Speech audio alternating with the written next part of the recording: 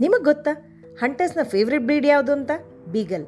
ಇವತ್ತು ನಾವು ಬೀಗಲ್ ಹೆಸರು ಹೇಗೆ ಬಂತು ಮತ್ತು ಹಂಟರ್ಸ್ನ ಫೇವ್ರೆಟ್ ಬ್ರೀಡ್ ಹೇಗಾಯಿತು ಅಂತ ತಿಳ್ಕೊಳೋಣ ಬನ್ನಿ. ಬೀಗಲ್ ನಾಯಿಗಳು ಒಂದು ಪ್ರಾಣಿಯ ಸೆಂಡು ಹಿಡಿದು ನೆಲ ಮೂಸುತ್ತಾ ಬಾಲ ಮೇಲಕ್ಕೆತ್ತಿ ಹೊರಟರೆ ಆ ಪ್ರಾಣಿಯ ಜಾಡು ಹಿಡಿಯುವವರೆಗೂ ಬೇರೆ ಎಲ್ಲೂ ಡೈವರ್ಟ್ ಆಗುವುದಿಲ್ಲ.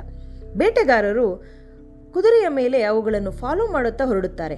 ಈ ಮಧ್ಯೆ ಒಂದು ವೇಳೆ ನಾಯಿಗಳು ಹುಲ್ಲುಗಾವಲಿನಲ್ಲಿ ಮರೆಯಾದರೆ ಬೇಟೆಗಾರರಿಗೆ ಅದರ ಬಾಲದ ತುದಿ ಬಿಳಿ ಬಣ್ಣ ಆಗಿರೋದ್ರಿಂದ ಗುರುತಿಸಲು ಈಸಿಯಾಗಿರುತ್ತದೆ.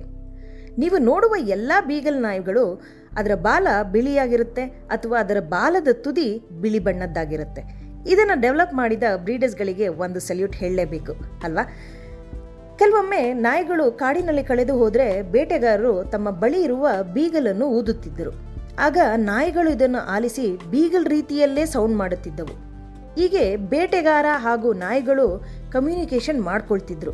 ಆದ್ದರಿಂದ ಅವುಗಳಿಗೆ ಬೀಗಲ್ ಎಂದು ಹೆಸರು ಬಂದಿದೆ. ಇದರ ಹಾರ್ಟ್ ಪರ್ಫಾರ್ಮೆನ್ಸ್ ಹಾಗೂ ಹೆಚ್ಚಿನ ಗ್ರಹಣ ಶಕ್ತಿ ಇರುವುದರಿಂದ ಬೇಟೆಗಾರರಿಗೆ ಇದು ಅಚ್ಚುಮೆಚ್ಚು ಹಾಗೂ ಸ್ಪೆಷಲ್ ಬ್ರೀಡ್ ಎನಿಸಿದೆ.